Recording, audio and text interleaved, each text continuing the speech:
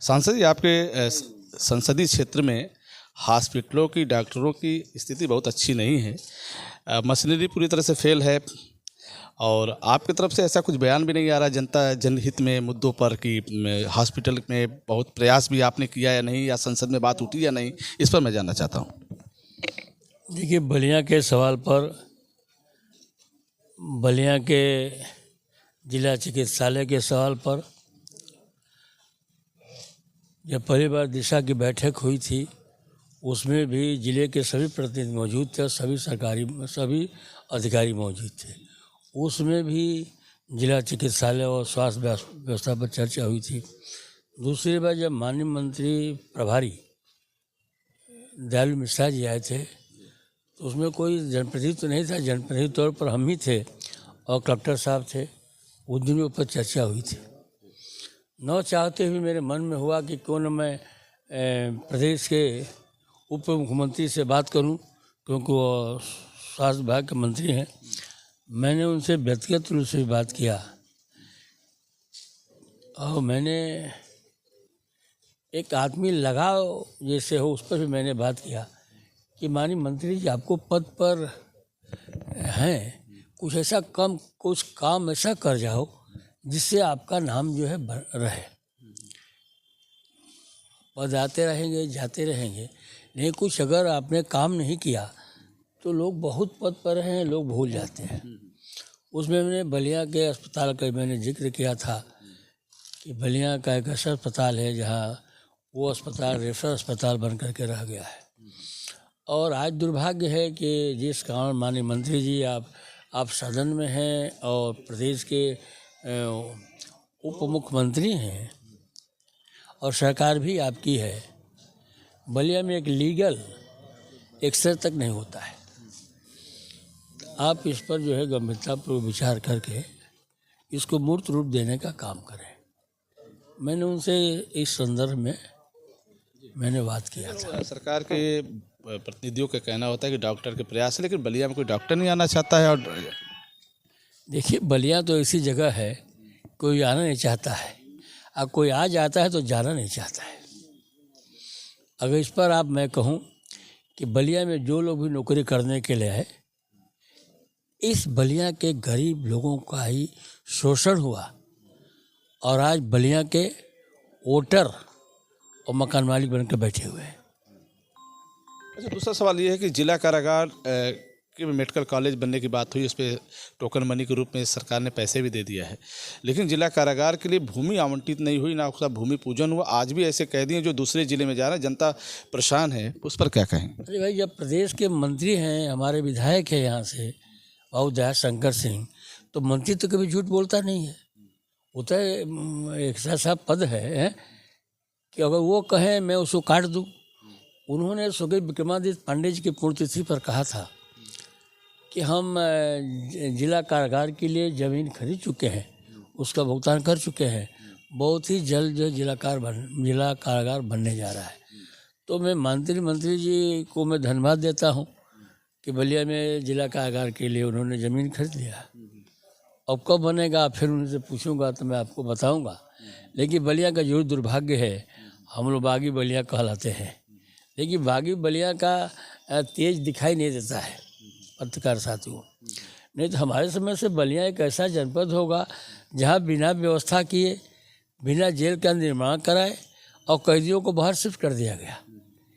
एक कैदी, अगर यहाँ का कोई आदमी किसी कैदी से कोई परिवार मिलने जाएगा तो उसके यातायात पर खर्चा जोड़ लीजिए, उसके समय को देख लीजिए और दुर्व्यवस्था जो होगी उसको भी देख लीजिए, जिससे शिकार सभी लोग हैं। यह सरकार का लिया गया निर्णय जो है हमारे समझ से इस बात को दर्शाता है कि सरकार के पास जनता के प्रति दूरदर्शिता नहीं है और न जनता के दर्द को समझने का काम करते हैं। आखिरी सवाल है, क्या मेडिकल कॉलेज पहले जेल का निर्माण होना चाहिए या बाद में? नहीं, देखिए कि हमारे लिए दोनों का एक रिश्ता है, वो हमारे लिए जीवन रेखा है। जेल जो है कोई सज़ा का जगह नहीं, वो सुधार गृह होता है। हमारे जेल की भी आवश्यकता, तो हमारी आवश्यकता कल भी थी और आज भी उसकी आवश्यकता है, लेकिन बलिया को एक मेडिकल कॉलेज की आवश्यकता है, ताकि बलिया के लोग अपना इलाज कम दाम में, कम खर्चे पर करा सकें। और क्या कुछ प्रश्न हैं जनता की तरफ से जिसको जवाब देना चाहिए आपको? देखिए, जनता के प्रश्न पर तो हम विपक्ष के नाते खड़े हैं। हमारे साथ अन्याय हो रहा है, किसानों के साथ अन्याय हो रहा है। नौजवान जो है 10 वर्षों से आस लगाए बैठे हैं कि देश का प्रधानमंत्री मोदी वो अपना वादा कब पूरा करेंगे, जो 2014 में जिस वादे के साथ आए थे। वो अभी खोज रहा है, अभी ढूंढ रहा है कि देश का प्रधानमंत्री जो है मोदी जी कब उसको पूरा करेंगे। देश का किसान ढूंढ रहा है कि देश का प्रधानमंत्री अपने वादे को कब पूरा करेगा कि किसानों की आय दुगनी होगी। अच्छा, तहसील, ब्लॉक और थाने से आप संतुष्ट हैं वहाँ की कार्रवाई से? ऐसी भी शिकायतें आती हैं क्या जनता कि मेरा काम नहीं हो रहा है? देखिए, ऐसा है कि जब राजनीति पर अधिकारी काबिज हो जाएंगे, तब जो है वो निष्पक्ष फैसला न थाने से आएगा, और न जो है उप जिला कार्यालय से आएगा, न डीएम कार्यालय से आएगा। इस सरकार में जो है नेता गौड़ हो गया है और अधिकारी जो है हावी हो गए। जब अधिकारी नेता पर हावी हो गया तो हमारे समझ से तो लोकतंत्र का बहुत बड़ा उपहास हो रहा है। यहाँ पर कर्मचारियों की मनमानी है, और यहाँ नहीं, मैं पूरे प्रदेश की बात कर रहा हूँ। जहाँ जहाँ इनकी सरकारें, हर जगह यही है, इनका यही एक ही हाल है। आम आदमी सुविधाओं से दूर होता चला जा रहा है। अब कोई लोग थोड़ा छोटी बात हो जाएगी, घटिया बात हो जाएगी, आप कहेंगे तो, लेकिन यहाँ तो बिना पैसे का कोई काम ही नहीं होगा। अभी तो मैं अपने बलिया के लोगों को मैं धन्यवाद देता हूँ कि कम से कम हम लोगों को लाश जलाने के लिए कलेक्टर ने चार्ज नहीं लगाया है, और उसको फ़ायदे की जगह मिल जाए तो वहाँ भी ये सरकार जो है अपना टोकन मनी लेना शुरू कर देगी।